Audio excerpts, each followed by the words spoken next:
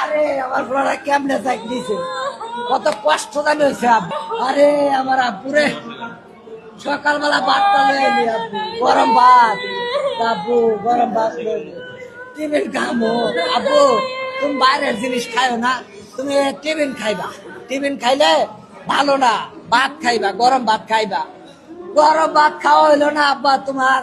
আব্বারে সকালে নামাই দিছি দুইটা ছেলে আমার, একটারে নামাই দিছি বড়টারের সামনে, ছোটটায় কয় আব্বু আমার কাছে ব্যাগ দাও, আরেক হাতে বাড়িটা নিছে। আরে আব্বুরে তোর একটা সুমা দিতাম না।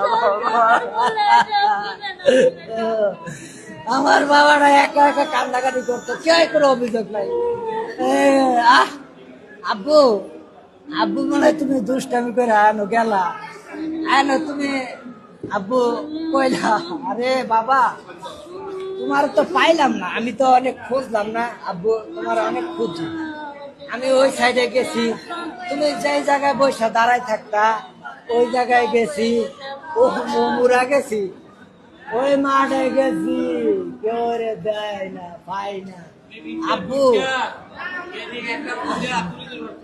আব্বু আম্মা আমার এই আমার ছেলেটা কেউ কোনো অভিযোগ করে নাই, কোনো অভিযোগ করে নাই, কেউ মারলে অভিযোগ করে নাই, একা নিবিড়ে বসে কান্দাকাটি করে।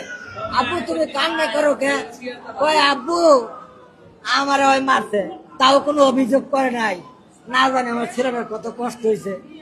আরে আমার লগা কইছিল আব্বু আমার ইয়াত নিয়ে যাইবা, সিলেট ঘুরতে নিয়ে যাইবা। আমি কইছি আব্বু পরীক্ষার করে নিয়ে যাবো।